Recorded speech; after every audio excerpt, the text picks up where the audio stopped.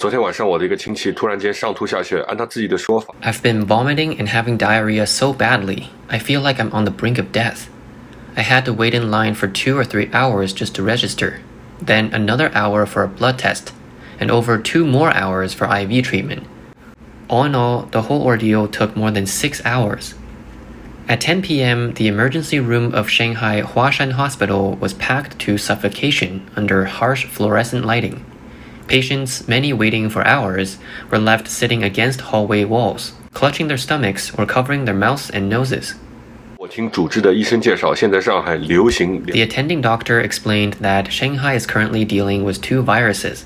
One is norovirus, which causes vomiting and diarrhea, leaving you feeling extremely unwell and sometimes with a slight fever.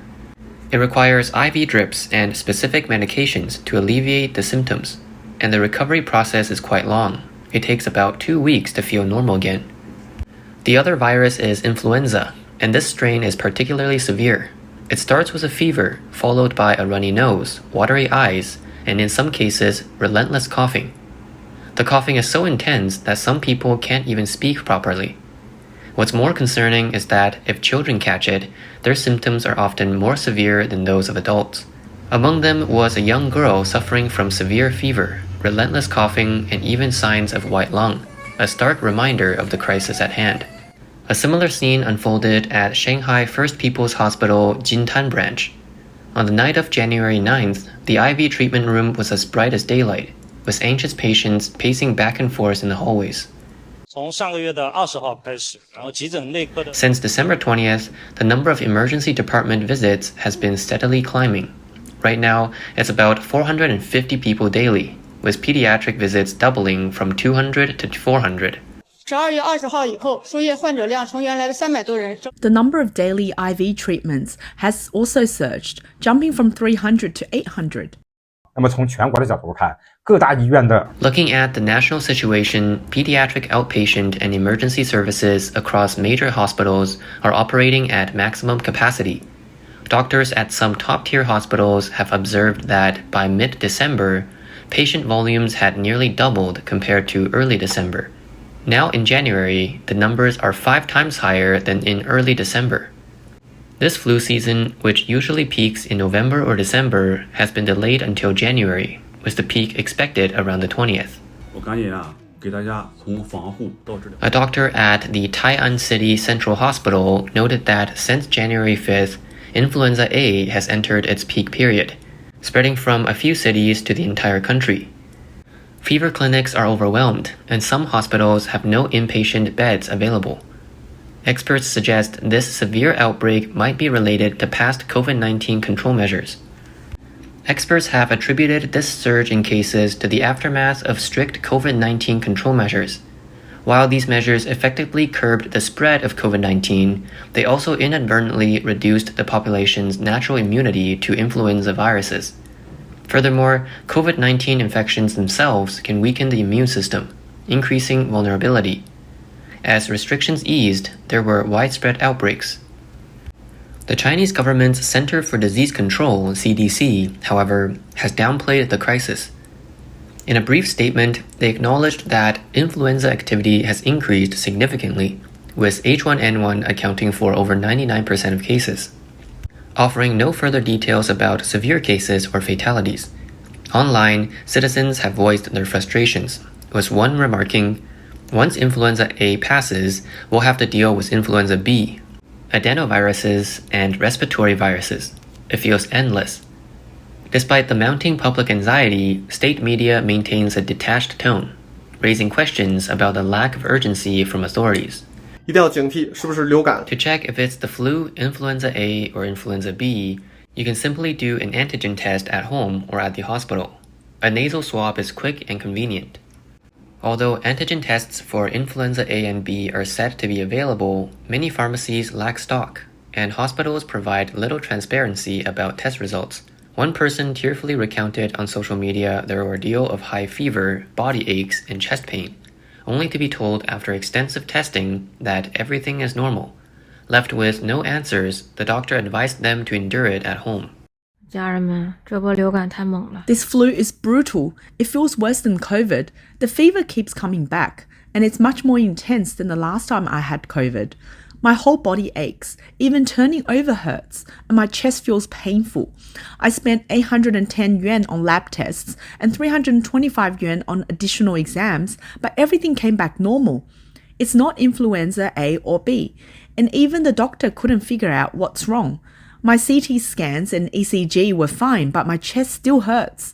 In the end, the doctor just said, go home and wait another week. If your fever persists, come back for treatment. When I asked why they couldn't treat me now, they said, we don't even know what medication to give you since all your tests are normal. Some patients, exacerbated, said, I feel like I'm losing my mind. Is this a new COVID-19 variant or something else entirely? Why can't anyone figure it out? Stories like this are widespread online, leading many to believe that the lack of information is intentional. 根据报道王先生最初 One patient, Mr. Wang, initially felt only a bit tired with a dry throat, but by the next morning, his temperature had shot up to 39.1 degrees Celsius. His throat hurt, he was dizzy, and he couldn't stand. That evening, he was diagnosed with influenza A. Mr. Wang noted that the dizziness he experienced this time was unlike anything he'd felt during COVID, making him suspect this could be a variant of COVID that hasn't been officially acknowledged. The severity of this flu season has raised pressing questions. Is this truly just influenza A? Why are symptoms so severe? Why are hospitals so overcrowded? And why is there such opacity around test results? One online comment hit the crux of the matter. Since restrictions were lifted, the term COVID-19 has vanished from official discourse. The virus, however, hasn't disappeared, and the pandemic isn't over. It's just no longer reported. It's like Evergrande or Country Garden, massive issues that aren't acknowledged. If it's not reported, then it's as if there's no problem, the commenter noted. More serious cases and fatalities remain shrouded in silence. Official updates are limited to short notices, such as, this wave of influenza is still rising, take precautions. Meanwhile, countless posts on social media document severe cases or mourn the loss of loved ones, especially children affected by encephalitis, high fevers, and seizures. These stories have left parents across the country gripped with fear. 21岁的一个小姑娘 A 21-year-old woman started with a simple cold, which progressed into influenza A and mycoplasma pneumonia infection, eventually leading to pneumonia and myocarditis. Tragically, she didn't survive despite rescue efforts. In a classroom of 60 students, over 10 fell ill. 我儿子的小学 My son's elementary school already has several cases that have suspended lessons. Just this past Thursday and Friday, he had to attend online classes from home. 各位家长注意了啊 After taking special medication, the doctor said my son would still have a fever for another 2 or 3 days. Watching him burn with a high fever was heartbreaking for us parents. Late at night, we couldn't bear it any longer and took him to a bigger hospital, hoping they could bring his fever down faster. But the doctor there also said it would take 2 or 3 more days. So we went back home. But the fever didn't go away, and he started babbling incoherently. By the next morning, we couldn't take it anymore and brought him to the Provincial Children's Hospital, which is basically the best place for treating kids. Even there, the doctor said he'd still have to endure the fever. Finally, the fever subsided, but the whole ordeal was excruciating. As parents, we barely got any sleep through it all. Across Shanghai and beyond, parents are being pushed to the brink as they struggle to care for sick children while navigating a perfect storm of challenges. Requesting leave from work and fearing denial, dealing with their own low-grade fevers and coughs, and confronting skyrocketing medical bills. Many children have fevers that last 3 to 4 days without breaking, forcing families to shuffle between overcrowded hospitals. This crisis has brought fear to a fever pitch. The once dismissed flu is now a source of panic. The Chinese Communist Party has withheld critical information about the flu strains circulating, leaving the public in the dark. In major cities like Beijing and Shanghai, a monthly income of 3,000 to 4,000 yuan is common. A single visit to the hospital can easily consume these hard-earned savings. For families whose children require hospitalization, bills start in the thousands. Even with social insurance, at least 10% of costs must be paid out of pocket, and the combination of tests and medication can quickly reach 5,000 to 6,000 yuan. As one person bitterly remarked, years of saving can't compete with the financial blow of a single flu season. At Shanghai Anda Hospital, a patient spent 1,915 yuan in January 2025 just for basic inpatient and outpatient care. For many, this situation explains why some resist going to the hospital, even with high fevers. Healthcare is simply unaffordable. Adding to the burden is the high cost and scarcity of so-called special medication. Drugs like oseltamivir and baloxavir cost 200 to 300 yuan per box and are often sold out within an hour. Meanwhile, medical staff are also overwhelmed. At Shanghai's Eye, Ear, Nose, and Throat Hospital, a doctor described how widespread infections among healthcare workers are stretching resources thin.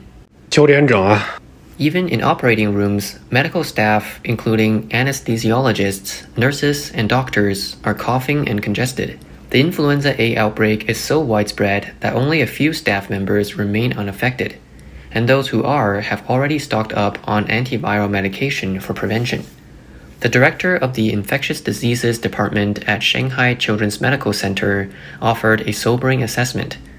30 to 40% of recent cases are influenza A, while others involve influenza B, norovirus, or triple infections combining influenza A, B, and mycoplasma pneumoniae. Even more concerning, some patients suffer from additional complex infections or repeatedly test positive, leaving their bodies severely weakened. Yet media coverage remains subdued, and officials have been conspicuously silent. Amid the flu outbreak, the Shanghai government announced a ban on live poultry trading from 2025 to 2027, citing aviation flu prevention and public health safety. However, this 3-year prohibition, unprecedented in scope, has sparked widespread speculation. Many suspect the measure is a cover for a more severe, undisclosed health crisis. Some believe aviation flu is being used as a scapegoat to divert attention from potentially more dangerous viral mutations. Critics also point to possible economic motivations. A ban on live poultry sales could benefit large corporations producing pre-packaged or frozen foods, pushing consumers toward these alternatives while eliminating competition from small-scale farmers and vendors. As one commenter asked, "Who cares about the livelihoods of small vendors or whether this policy even works for public health?" The lack of transparency has fueled widespread distrust. Why a 3-year ban for aviation flu now, when a temporary halt sufficed in 2023? Does the government know something we don't? Is the flu season just the beginning of a longer crisis? Questions like these flood social media, only to be quickly censored.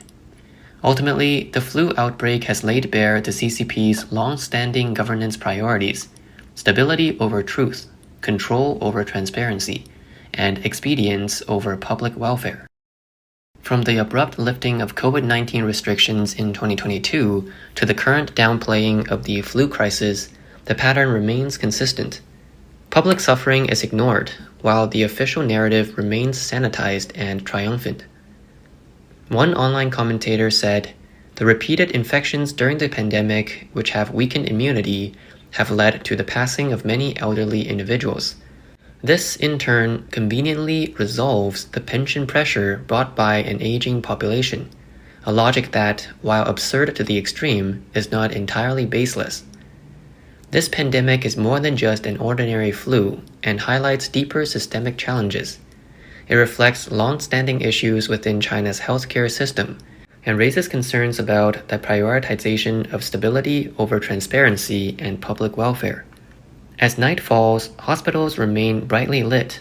In the narrow corridors of IV treatment rooms, people wait anxiously, whispering to one another, "I heard someone else tested positive for aviation flu.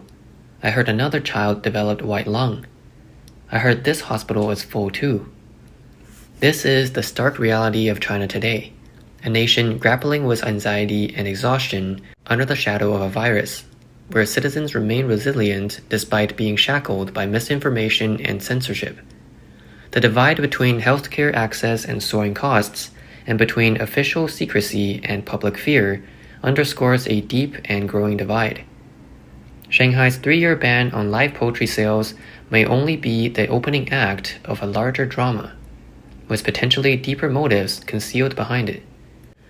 Yet, no matter how authorities attempt to obscure the truth, ordinary people continue to document reality in their own ways, capturing crowded hospitals on their phones, sharing their experiences on social media, and merging their voices into a collective current of the times. The world should listen to these voices. This is not merely a story about the flu, nor simply a follow-up to aviation influenza or COVID-19. It is a mirror, reflecting the Chinese Communist Party's indifference to human life, a system that consistently sacrifices the well-being and freedoms of its people in the balance between human rights, governance, truth, and stability.